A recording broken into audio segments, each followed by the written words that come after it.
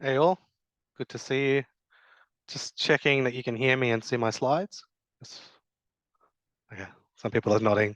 Amazing. I'm hoping I'm in the right lecture for nursing 5042. I'll give a couple more minutes just because I know you've had a lecture before this, so just to stretch your leg, and I'll start around 5 past.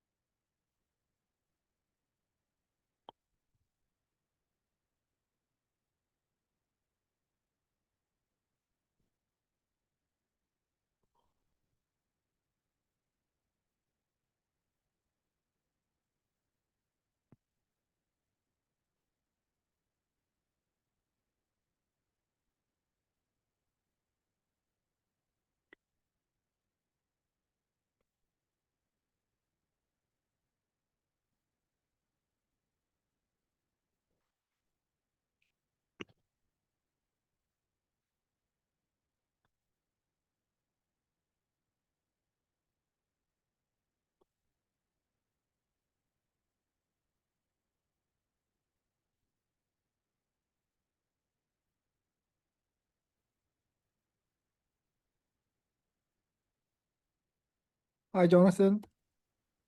Oops, hey, good to see you again. How things? I'm just going to start at 5 past. Oh, okay, that's good. I think there was some issue with Zoom this morning and this afternoon, so I just came in to double check everything's working. It's looking good. Thanks for your help. Yep. Thanks very much. Bye. Okay, all, it's 5 past. I'll get started. So my name's Dr. Jonathan Pam. I'm an academic and pharmacist from the School of Pharmacy at the University of Sydney. I get to talk to you about analgesics and local anesthetics, and I know you've looked around a lot of other pharmacology, and so there will be around the mode of action here, some of their side effects and general counseling points. And in particular, I'll go through NSAIDs, non-steroidal anti-inflammatory drugs, um, paracetamol, opioids, and then lastly on local anesthetic. So I will cover 4 classes. It'll be fairly a quick overview of each, but hopefully I'll cover some of just the main points that you need to know about them. So just to start with, when we talk about pain, analgesics are things that help relieve pain, and there's different types of pain. There's nociceptive pain, and there's neuropathic pain. Now, when people hear pain, 99% of the time they're thinking nociceptive pain. That's actual tissue damage, and that's what happens when you get a cut, when you're being punched, bruised. That's all nociceptive pain. Neuropathic pain is a bit different. That's when there's lesions or disease of the nervous system. And that's not the focus of today's lecture. So I'm not going to talk about any analgesics for neuropathic pain. That's a different kind of lecture, but this will be about analgesics for nociceptive pain. When we talk about pain, I just always want to clarify, people talk about both acute and chronic pain. Most of the times people think of acute pain, that's usually due to an acute illness, goes away in less than 3 months. But nowadays, a lot of people have chronic pain. In fact, around a third of, well, sorry, not a third, 20%, so 1/5 of Australians seem to have chronic pain. So it's very common. And that's pain that lasts for more than 3 months past the time of healing. And so I assume there's some neurological changes that are happening there. When it comes to pharmacological management, most of our medicines are being tested for acute pain. So that's really where they work. We know they're good for acute pain.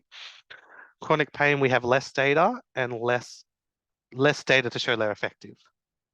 So I've got here, acute pain, their goal is just to lower the pain. So they should have a plan to stop those pain relievers, right? You should never be on analgesics forever if it's acute. But chronic pain, look, analgesics probably only work in about a third of people. And even then, it only lowers the pain by about 30 to 50%, which is really a 1 to 3 points on a 10-point scale. So they're not the best for chronic pain. But the real thing to note there is that for chronic pain, if people live with pain all the time, the goal is not to relieve the pain. Your goal is actually to make them live a normal life. It's about function, improving their function. lowering the pain is a bonus, but it's not always needed, nor is it always appropriate because it's just not a realistic outcome for them. So when we talk about analgesics, we're mainly talking about acute pain, nociceptive acute pain. Yes, some people use it for chronic pain, but a lot of people don't get much benefit. And the benefit they do get, it's about helping them do their normal daily activities, doing the gardening, going for walks. It's not actually for its pain relief. So this is what I've put here. There's no real thing such as a painkiller because we never really kill the pain. It never goes away. Often that pain will still be there, but we can relieve a bit of it. Decreasing by 30 to 50% is more realistic, but even then, for 1/3 of patients. So where do medicines fit in? This is a bit of a scale that shows at the top, you have mild pain, then moderate pain, then severe pain. And then their impact on activities. With mild pain, it's usually minimal difficulty, moderate pain, some difficulty on activities, and severe, it's very considerable difficulty. But as a rule of thumb, most mild pain, it's just non-pharmacological. You're just looking after them, make sure they feel looked after, cared for, things will be okay, pain will go away. You don't really need to give them medicines. Some people might add a paracetamol non-steroidal, and in very specific considerations, a local anesthetic might be applied to that particular area. But generally speaking, mild pain, people don't need analgesics all the time. But once we move to moderate pain, well, that's when you have the non-pharmacological plus your analgesics like paracetamol and NSAIDs. It's really where they start. And opioids, we don't really think about opioids unless the paracetamol and NSAIDs aren't enough. But when you have severe pain, that's when opioids are starting to be used. So I'll talk about NSAIDs and paracetamol first, because that's the one that we use for pretty much everyone with moderate to severe pain. And I'll talk about opioids later, because we only care about that for severe pain. That's not for everyone. There's lots of side effects, so we are a bit more careful with it. And then lastly, I'll talk about local anesthetics just because we do use that for pain, but it's very much for specific conditions where you just want to numb one particular part of the body. And that might be due to a minor procedure or something that's going on. Okay. So that gives you the context. We're talking about short, acute pain, nociceptive pain, mainly moderate to severe when it comes to medicines. You can use it for mild, but only paracetamol and NSAIDs. Would you worry about that? So these are the 4 classes we'll go through today: NSAIDs, COX inhibitors, paracetamol, opioids, and local anesthetics. So NSAIDs. NSAID stands for non-steroidal anti-inflammatory drugs. So when we think anti-inflammatory drug, the most common anti-inflammatory are corticosteroids, right? If people have inflammation, you need to lower the immune system. We generally always go corticosteroids, but these are non-corticosteroid drugs that lower inflammation. So they're called non-steroidal anti-inflammatory drugs. And these are mainly used just for pain relief. We don't use them for inflammatory conditions. And that's really what corticosteroids are for. We use this for pain conditions, acute pain. And there are 2 classes of non-steroidal anti-inflammatory drugs. There's what we call non-selective NSAIDs, and non-selective non-steroidal anti-inflammatory drugs, and selective. And the selective is selective for COX-2. And I've got listed some examples here. You can see aspirin, ibuprofen, diclofenac, naproxen is non-selective. Well, the selective all have coxib at the end. So the coxib, etacoxib, parascoxib. What's nice about that is you can see coxib at the end because it's a COX inhibitor. So that's in the name. So I can remember how it works just by looking at the name. I go, coxib, COX inhibitor. Okay, that's a COX inhibitor. Must be selective because only the selective ones, COX-2 inhibitors, have that. And I've got some structures there to show you their similarities. Also, meloxicam at low doses is a COX-2 inhibitor. But let's go, what is this COX? What is cyclooxygenase enzyme? So that's what COX stands for, cyclooxygenase enzyme. What is it and why do we want to inhibit it? In the body, we have arachidonic acid, which is kind of a lipid that gets broken down by COX enzymes, COX-1 and COX-2, and that is how we produce prostaglandins. So arachidonic acid is converted to prostaglandins using the cyclooxygenase enzyme. And those prostaglandins is what leads to all the inflammation. So we've got here prostaglandin D, E, F, and I leads to inflammation and pain. Prostaglandin G and H leads to hemostasis. Prostaglandin A, E, E is protection of the gastric mucosa, and cell proliferation, angiogenesis, metastasis. So when you think of a non-steroidal anti-inflammatory drug, what you're really thinking is they reduce the production of prostaglandins, which therefore reduces inflammation. But because prostaglandins don't just do inflammation, they do hemostasis, so there's some bleeding stuff there. They have issues around gastric mucosa, around the gut. That then tells you what some of the side effects are going to be. So I do sometimes put a bit of emphasis on their mode of action, because I think if you know how they work, you know where they're working, then you understand all the side effects. You don't need to memorize a whole list of side effects. You just go, prostaglandins, they work around inflammation and pain, hemostasis, and the gastric mucosa. So if I'm decreasing that because I'm decreasing prostaglandin, because I'm inhibiting cyclooxygenase enzyme, then I'm going to lower the pain, lower the inflammation. I'm also going to have some side effects that may occur on the blood and in the gut. And I'll go through those. Um, but you can see both non-selective and selective, they both well inhibit this process, and they both will reduce pain at the same level. Now, the main difference between them is that COX-1 is also required to produce thromboxane from platelets. That's the main difference. COX-1 is required to produce thromboxane from platelets.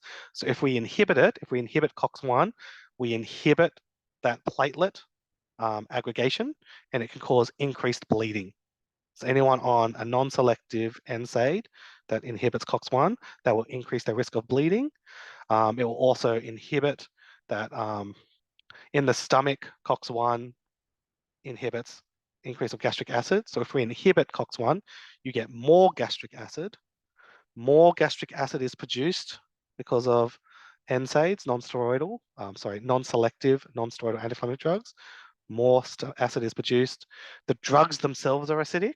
So you're going to get more acid in the stomach because the drugs are acidic themselves.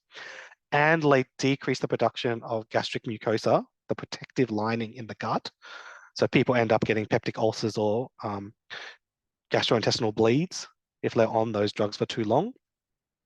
And that's why we developed those COX-2 inhibitors. So the COX-2 inhibitors still work around the heart, blood vessel, kidneys. They still lower inflammation, they still lower pain, but they don't seem to impact the bleeding risk because they don't impact thromboxane, and they don't seem to increase the gastric acid secretion as much. So they seem to have less gastrointestinal side effects. Not none, but less. So COX-2 seem to have less side effects, same efficacy compared to non-selective of COX-1 and COX-2. And that's why you will often see COX-2 used more often for long-term NSAIDs, because long-term is when you start thinking, worrying about side effects. If you use some ibuprofen for 1 or 2 days, nobody really expects much side effects. But if you're using it for months, then we go, oh, maybe COX-2 is probably better, so you don't get those side effects. So this is just a little bit of some of the background of what's going on here as well. So you know, Rofecoxib was actually the first COX-2 inhibitor that was discovered and registered in Australia, but it was actually withdrawn a long time ago, 2004, so around 20 years ago, because people started to get heart attacks with it. And we went, oh, that's really scary. So we initially thought that COX-2 inhibitors, maybe they increase the cardiovascular risk, because we know COX-2 is in the heart and the blood vessels. Maybe there's something going on there causing more clots. But actually what we've shown since is actually all NSAIDs seem to increase the risk of heart attacks and strokes, even short courses, less than 7 days, except low-dose aspirin. So low-dose aspirin is shown to be an antiplatelet agent. It will make the blood less sticky, but it doesn't seem to cause more heart attacks. So we use low-dose aspirin a lot after heart attacks. It's really good. But all NSAIDs, including COX-2, seems to increase the risk of cardiovascular disease. So Rofecoxib at this stage kind of made us aware of that risk. And since we've looked at it more closely, we've gone actually probably all of the non-steroidal anti-inflammatories do this, and we probably shouldn't be using it even for short courses, less than days, if they have a high risk of heart attacks and stroke. So things to know about from those side effects. Now that you know how they work, you know what you'd expect from them. We generally use them short term, as I've said, particularly the non-selective ones. We know that they increase blood pressure, they increase the risk of myocardial infarctions and stroke, so there's some cardiovascular risk. They do cause a bit of dizziness, and they do increase the risk of bleeding. So those are just the side effects we expect, particularly for the non-steroidals. Then we have all the gastrointestinal things I talked about. There's a whole bunch of medicines, non-steroidals, that they do enteric coating these days, because the enteric coating means it won't dissolve in the acid environment. It needs an alkaline environment. So hopefully that will protect the gut a little bit. But you've also seen there that it doesn't that's not the only way it works, right? Like the drug itself is acidic, it lowers the protective mucosa around the gut. So people still get dyspepsia, reflux, gastrointestinal bleeds, even with the enteric-coated formulation. So I see that as purely marketing. That's a drug company trying to tell people, look, it's soft on the stomach because of the enteric coating. And I go, well, actually, pharmacologically, it's still going to increase the risk of you having reflux and gastrointestinal bleeds despite the enteric coating, because that's just the mode of action. That's just how it works by inhibiting the COX enzyme. So I've got here enteric coat formulations don't decrease the risk. Rectal formulations do not decrease the risk. Um, Taking it with food might increase the risk. So it might decrease the risk. So a lot of people take their NSAIDs with food just to help have a bit more um, protective material in the gut when it's being dissolved. Um, and COX-2 inhibitors in particular seem to have a lower risk. So those two things are ways you can get around it. Take them with food or use a COX-2 inhibitor or both.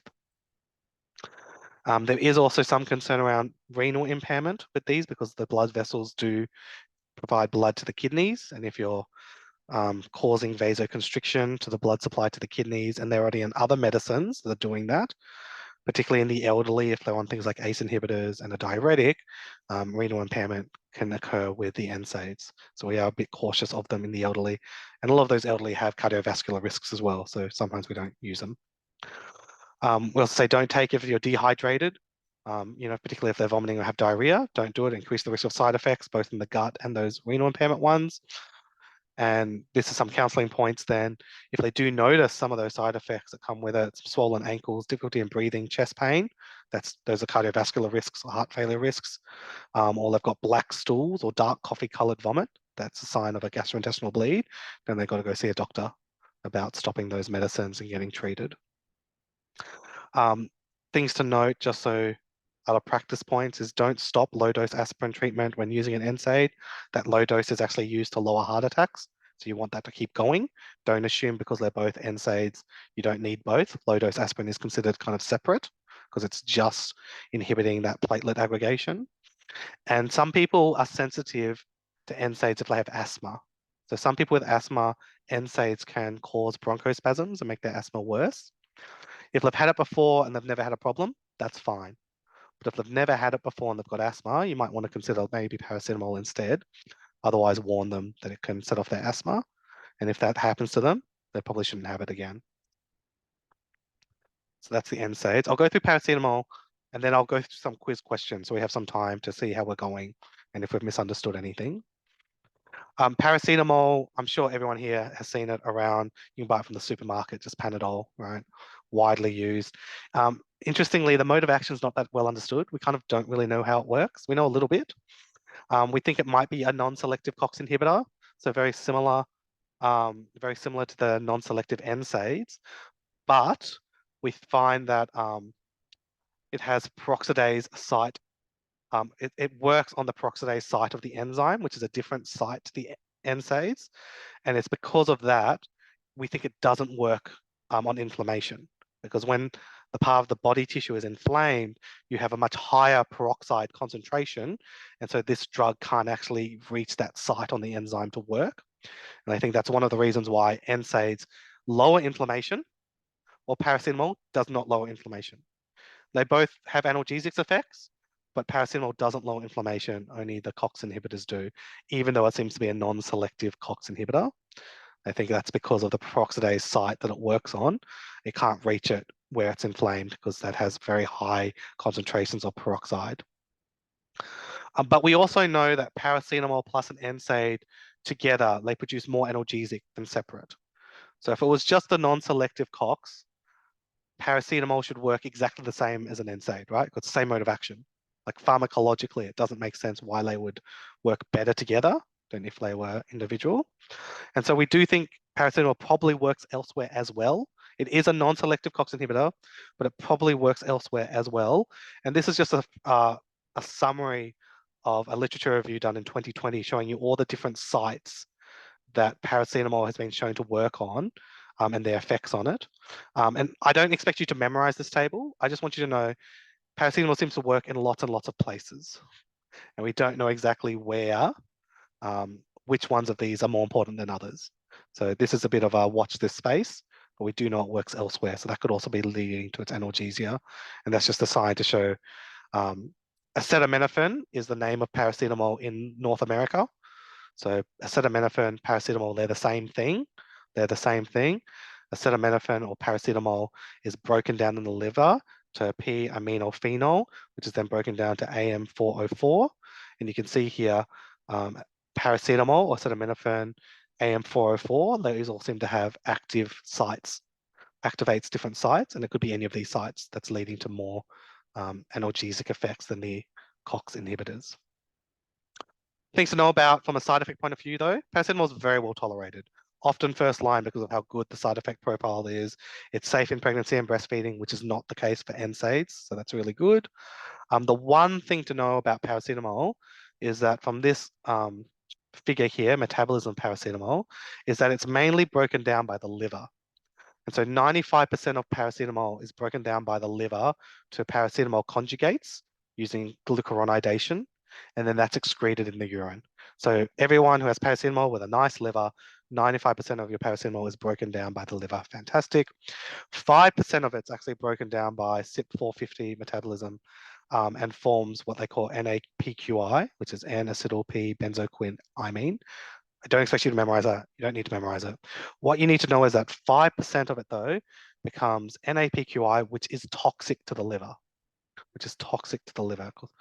And so when you have paracetamol, 95% of it goes through, broken down by the liver, fantastic, but 5% leads to toxic metabolites.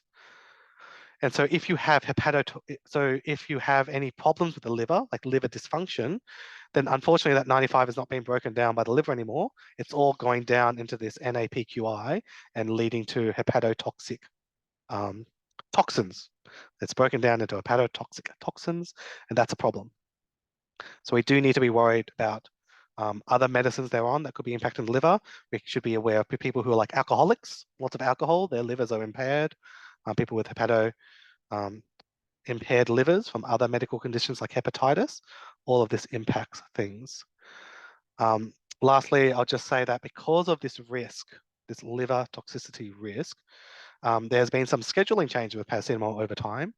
One of them is around slow release paracetamol. So we've got this modified release paracetamol, also known as slow release paracetamol. You used to be able to get these in pharmacies without a script. Just walk in, pick it up off the shelf, didn't need to talk into anyone. But a few years ago, around 5 years ago, 2019, it was actually advised that paracetamol moves from pharmacy only to pharmacist only. So Schedule 3 medicine, that you could not get it unless you talk to a pharmacist.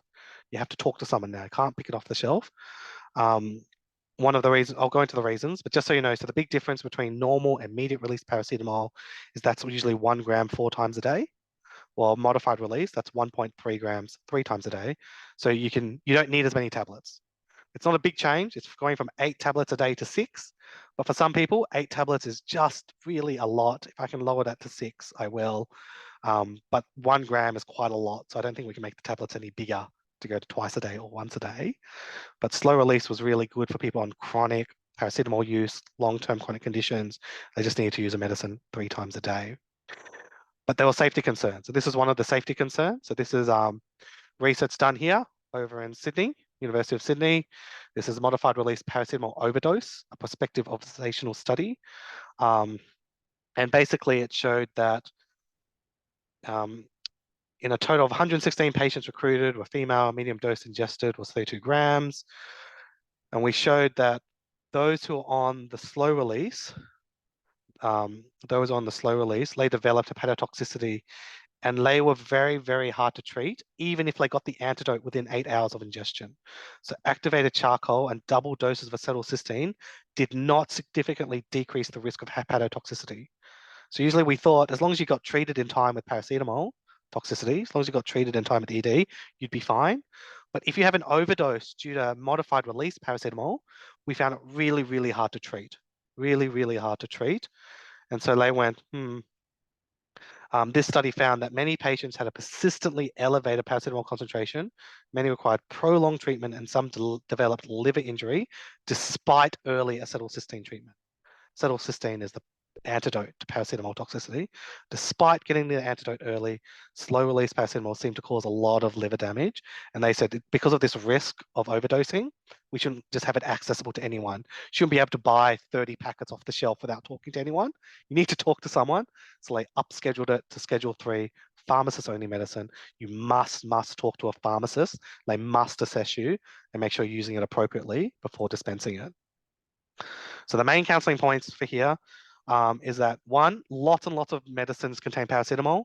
You walk into any pharmacy, they'll have all this cold and flu, pain relief, all that. If you look at the ingredients, half of them or 90% of them all contain paracetamol. So you've got to be sure that they are just on the amount of paracetamol you think they're on. They're not double dosing with other medicines. Check the strength, avoid more than one product contain paracetamol, and then make sure they don't take more than the maximum daily dose. And the maximum daily dose is 4 grams. So that would be 8 tablets or capsules of the 500 milligram strength tablet, or 6 controlled release of the 666 milligram strength. That's the modified release. Don't take more than 4 grams. Check that they're not on any other medicines that has paracetamol in it. Okay, so that's the two, NSAIDs, paracetamol. I've got a Socrative quiz, so that should be on your slides. If you can, I'll just put it into the chat, same room, name is UCID Farm. If you can just go to that quiz and answer the first question, I'll then see how we're going.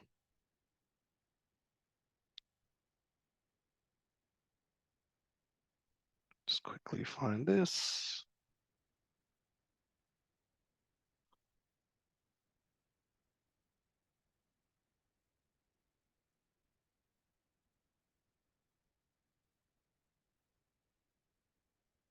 Let's go share screen.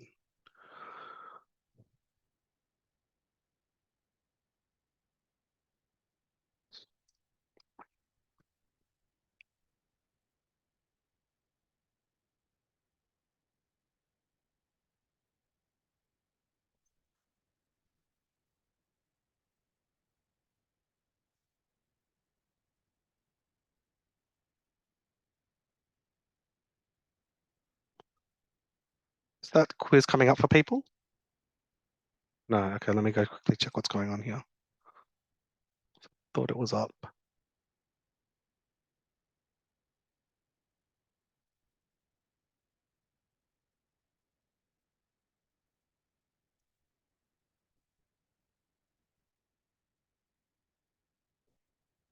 Okay, try that.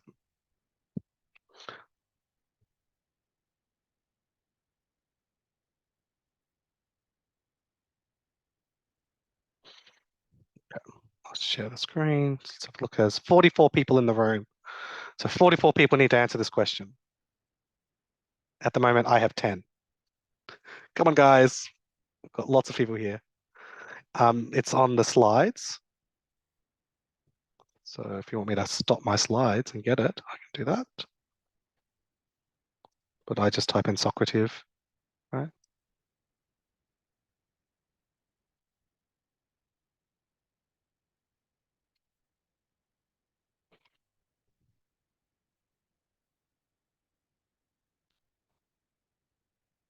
Okay.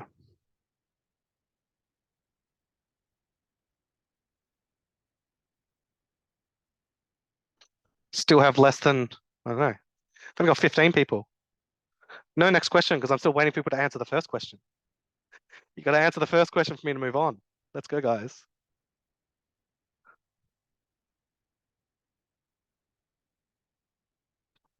I still have less than 20 people answer, which is less than half the class. So I'd like at least half the class. Let's get that working.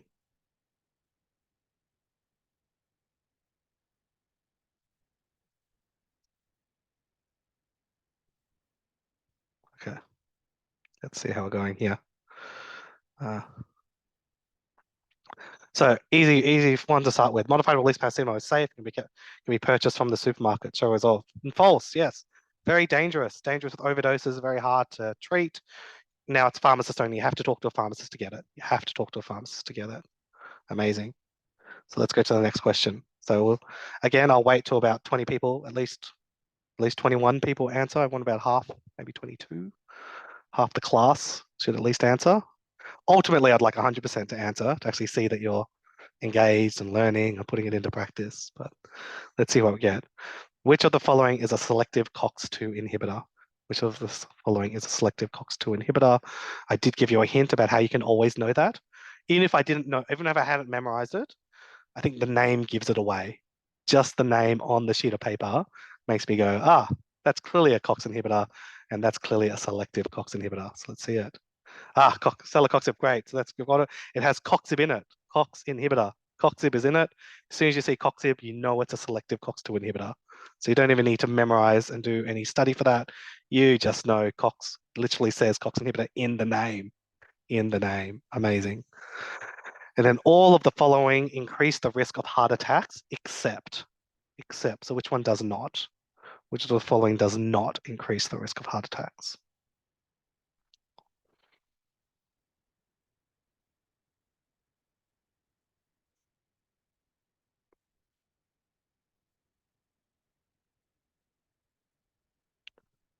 Okay, let's show the results of that one.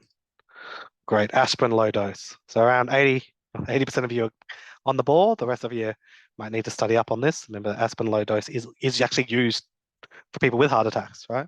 If someone has a heart attack, we give them some low dose aspirin. Yeah, so that's a different one, even though it works on COX.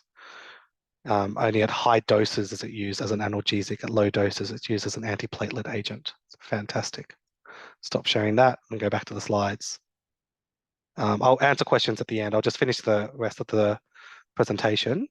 I'll do my Socrative quiz and I'll answer questions at the end. Let's see how we go. So, opioids. So we've done non-steroidals, we've done paracetamol. Great. NSAIDs, paracetamol done. Now it's just opioids and local analgesics. Local anesthetics. So opioids, we have two types of opioids. Kind of call them typical opioids or atypical opioids. I've bolded the ones I think you need to know: morphine, oxycodone, codeine. Or atypical is tramadol and tapentadol. These are what we commonly use for nociceptive acute pain. And opioids, as you can imagine, they work on opioid receptors. Opioid chemicals work on opioid receptors. There's actually three types of opioid receptors. There's the mu opioid receptor, the delta opioid receptor, and the kappa opioid receptor. When it comes to analgesia, it's mainly the mu opioid receptor that we're targeting. The mu opioid receptor is what we're targeting for analgesia. The other ones, they only exist in the spine, and we're not injecting people in the spine all the time for this. But you can see here that mu opioid receptors also cause a lot of other issues. It leads to respiratory depression, sedation, euphoria, constipation, and even physical dependence. So even though mu opioid receptors are great for analgesia, there's lots of side effects we need to watch out for. And that's why we don't use it unless it's severe pain. We don't use opioids in moderate pain for everyone. We do it in some cases, not everyone. While severe pain, we go, okay, we use it for everyone. Only because all of it has so many side effects, we don't want to use them unless we have to. So how does it work? This is a very busy, ugly figure, but I'll just go through some of the main concepts. Is that the opioid activates a G-coupled protein receptor. And this really, what it really does is it activates potassium ion channels and it inhibits voltage-gated calcium channels. Okay? Opioids activate potassium ion channels and inhibit voltage-gated calcium channels. What that means is that it stops the pain signal from moving. Right? The pain signal that's going from your nerves to your brain, it travels through the activation of potassium and calcium channels. That's how that signal keeps moving. That's that electrical pulse you see sometimes in the movie. That's the potassium and calcium moving. That's the electrical part. That's the positive charge of them. The moving is sending that message through. And because you're inhibiting calcium channel, voltage-gated calcium channels, and you're activating potassium channels, that message can't go any further. And so it just doesn't go to the brain. So this stops it. The potassium flows out of the cell. Cells hyperpolarized, can't fire, can't send the message to the brain. Great. Now you've got your analgesia. Biochemically, there's some other stuff going on there. Maybe inactivates adenyl cyclase, inhibits CAMP production. This is not relevant to its analgesic effect, but it may be responsible for why you get dependence on it. Dependence means that if I stop the drug suddenly, I get withdrawal effects. We think some of these biochemical reasons is why you get withdrawal effects. Now, the adverse drug events is not just because they're working on mu opioid receptors. It's really dependent on where do we have mu opioid receptors.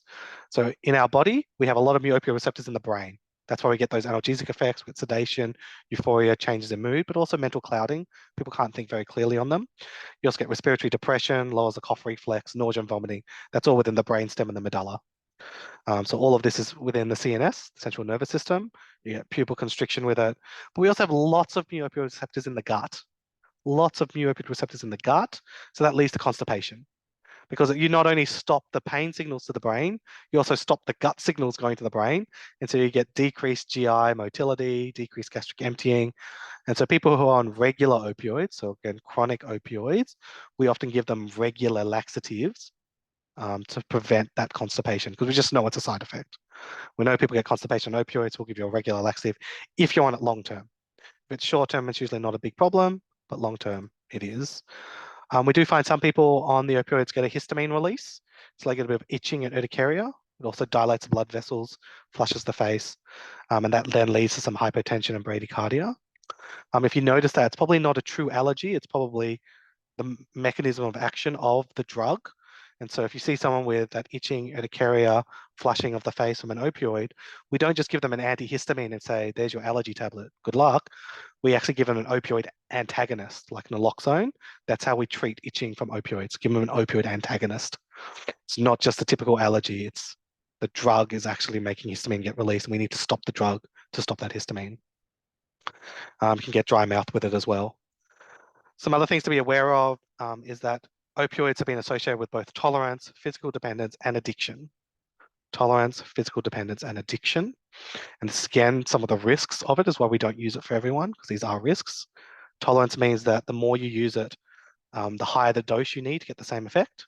So that's a problem. Don't want to use it for too long. Physical dependence means that if you've used it for a while and you stop suddenly, you'll get withdrawal effects. So you shouldn't stop opioids suddenly. You need to taper them down slowly. And thirdly, people who have been on for a while, they may develop addictive behavior or addiction from it, which means that they will have continued use despite harm, and then we need to actually find a way to help them get off it. But if we use it for short term, or we have a deprescribing plan for it, because remember, acute pain means you need to stop using the medicine. There needs to be a deprescribing plan. Everyone needs to have a discontinuation plan. Then you won't get those problems of addiction.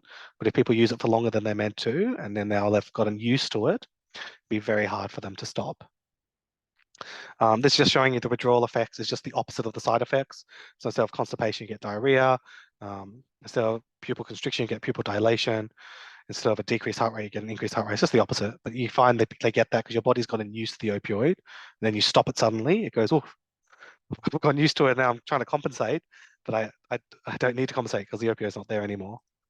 Um, that's true for all opioids. Now I did say they were typical and atypical. So what's an atypical opioid? An atypical opioid still works on the opioid receptor. It is still an opioid, but they're atypical because they have additional modes of action. They are atypical because they have additional modes of action. One, tramadol also inhibits the reuptake of noradrenaline and serotonin. And you can see from this picture down here that serotonin and noradrenaline inhibit the excitation of transmission neurons that leads to pain. So that can be good. That can also lower pain then. And tapentadol inhibits noradrenaline reuptake. Tapentadol also inhibits noradrenaline reuptake. And so again, that's good because they have other modes of action to lower the pain, other modes of action for analgesia. So atypical opioids mean that they work on opioid receptors, plus they have other modes of action. So plus others. Tramadol inhibits reuptake of noradrenaline serotonin. Tapentadol just inhibits reuptake of noradrenaline. So good, you might get the same amount of analgesia with less opioid side effects because they don't just rely on the opioid receptor, kind of a positive with them. Because you have less opioid receptor activated, less risk of dependence. And here's a paper I've written showing that things like tapentadol might also have less gastrointestinal side effects. And so a lot of people are moving towards tapentadol because it has the same analgesic effect as the typical opioids, but with less side effects. So with all that in mind, what's some counseling points you need to be aware of? One, opioids will make you drowsy. Make you drowsy. Don't take alcohol with it, it'll make you even more drowsier. If you're very sleepy or having trouble staying awake, you probably need to stop it and tell your doctor. That's probably a sign of opioid toxicity. probably taking too much. Can make you feel dizzy if you stand up too quickly, can cause constipation, so drink plenty of fluids and take a laxative regularly if you're on opioids regularly. Because they have that addictive potential, and because they are high risk, don't just throw them away. You probably want to take them to a pharmacy to get rid of any unused tablets. And definitely don't share these medicines. Keep them locked up. Don't let other people in the house get access to them, because they do have that addictive tendency. You don't want other people taking it if they don't need it. So that's opioids. Last bit. And that's been a bit of a marathon. You're probably a bit exhausted. But it's the last bit, I swear, we're nearly there. This is just local anesthetics. Local anesthetics is what we do to make your body go numb. We inject these to places and you can't feel a thing. Amazing, amazing drugs. Again, there are two classes of local anesthetics. You have your esters and your amides. For those who remember what an ester looks like, an ester is that double bonded oxygen bound to another oxygen. I don't really expect you to memorize that. But what I do want you to know is that you have lots of plasma esterases in your body. Esterases means they are enzymes that break down esters. So ester local anesthetics have very short duration of action because your body will break them down with all the plasma esterases. Ester local anesthetics will get broken down very quickly, so they have a short duration of action. Amides, amides are the ones that have a nitrogen linked to a double bonded oxygen. That's an amide bond. Amide has that nitrogen. Amides do not get broken down by esterases because they're not an ester. And so amides have a longer duration of action. They stay and they work for longer. It's this idea, if it has I before cane, then it's an amide. Otherwise, if it just has cane, it's usually an ester. That's a trick that I use to kind of memorize which drugs these are. But this is a picture of like how a normal action potential looks in a cell. This is how a normal cell shoots that message to the brain it's in pain. Basically, you have these three pumps. You've got a sodium channel, potassium channel, and then a sodium potassium pump. Normally, your resting potential is at that -70 membrane potential. Everything's not working. But then a depolarization, when it gets activated, the cell is activated by voltage-gated sodium channel. So the sodium channel opens and that shoots all the sodiums through. Shoots all the sodiums into the cell to tell it's active. So that electrical symbol you see, that's a lot of sodium coming through. But then it repolarizes by letting out potassium. So voltage-gated potassium channel opens and it repolarizes. And then it goes back to hemostasis at the resting potential with the sodium potassium pump. Now I talked about opioids impacted that potassium channel, so that's how they work on that. They stop it from repolarizing it, so it can't get activated again. But local anesthetics, what they do is they work on that sodium potassium. Whoops. They block the voltage-gated sodium channels inside the cell membrane. And so this is showing you a sodium channel that's blocked. What's interesting about the sodium channel here is that it can't block it from the outside. The local anesthetic needs to go inside the cell and block the sodium channel from the inside of the cell. And it can't do that easily. It means the local anesthetic always moves between this quaternary amine and tertiary amine state. The quaternary state is NH plus, so it's positively charged, and the tertiary amine state is not positively charged. To get past the lipid membrane, to get inside a cell, it can't be polarized, it can't be charged. So I've got B is the uncharged base of the local anesthetic. It needs to be in the uncharged form to get into the cell. And then once it's in the cell, it needs to become charged. It needs to turn into the charged format to block the sodium channel from inside the cell. So it makes them a little bit tricky because they're constantly moving from this uncharged and charged state. I've got there as its base and cation state. But this just shows you some of their duration of action. So when I said short, duration of action here is around 20 to 45 minutes for procaine. That's an ester. Or all of the amide ones, lidocaine, bupivacaine, they're lasting there 60 to 120 minutes, all the way to 400 to 450 minutes.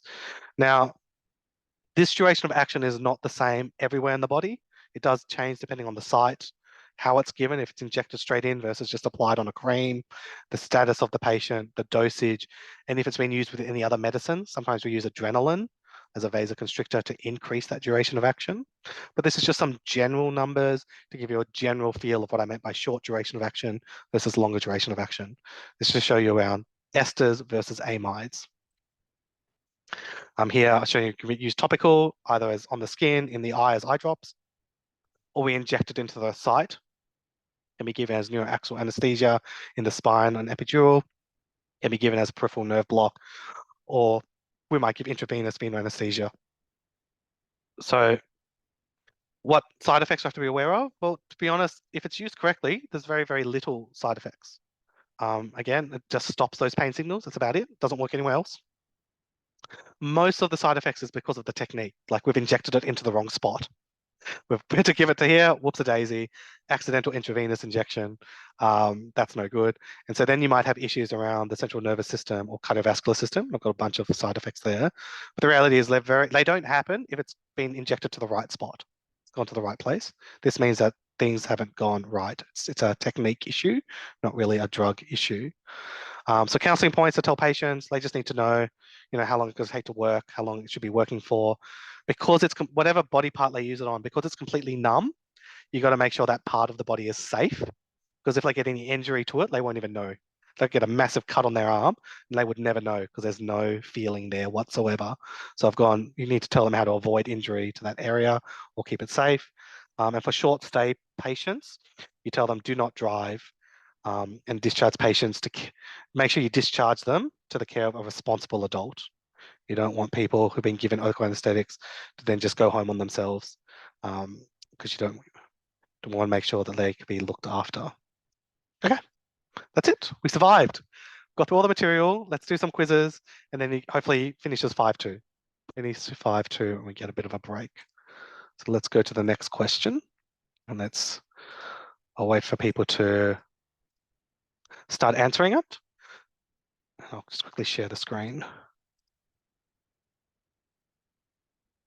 Okay. Which of the following opioids also inhibit the reuptake of noradrenaline? So which of the following opioids also inhibit the reuptake of noradrenaline?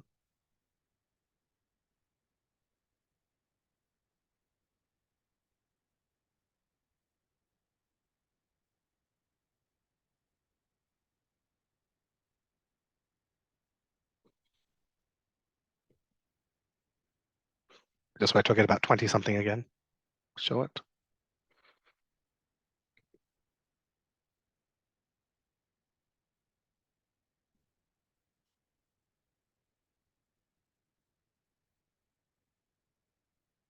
Okay, show results.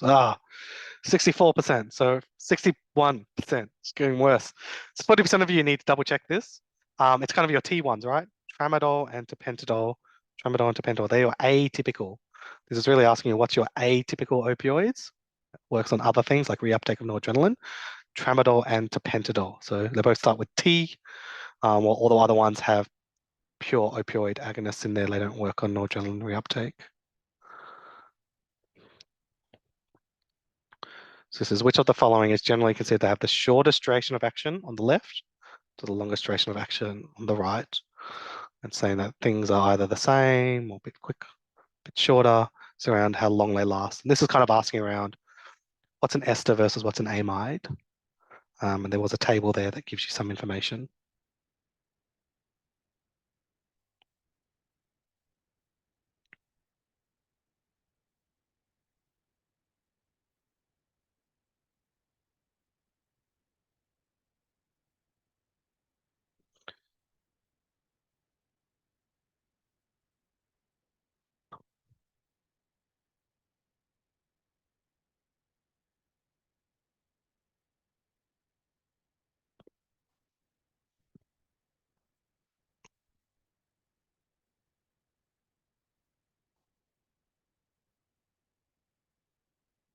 Okay. Even less. Even less. So we got 60% last time, now we're getting 40%. So what are people choosing? What are people choosing? So remember the shortest duration are the esters. The shortest duration are the esters, and then the longest are the amides. And the amides are the one that has I before cane. So lidocaine and bupivacaine are both amides. So the shortest will be procaine. So we've got that then puts A, B, and D into the running. But you shouldn't think procaine and lidocaine are the same because one's an amide and one's an ester.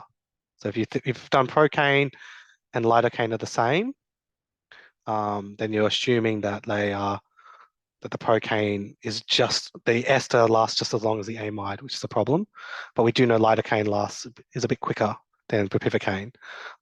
So A is the correct answer for that one. So hopefully that clears it up. But if you have questions, you can either ask out or type it in the chat.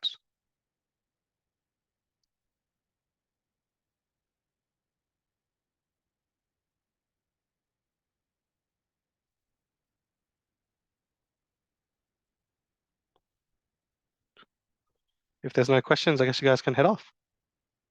It's good talking to you. Thanks for joining.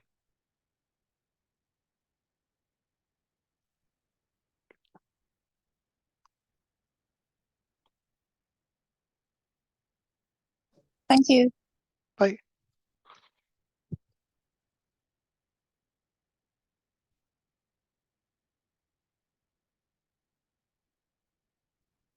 So people have asked, will I need to memorize all drug names?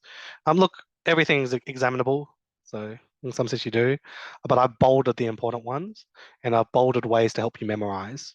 As in, if you just know coxib, as long as it's multiple choice, you can already tell what it is just by looking at it. So I've tried to make that easier for you by highlighting the main ones and the parts that will help you learn how they work just from the name, just from the name.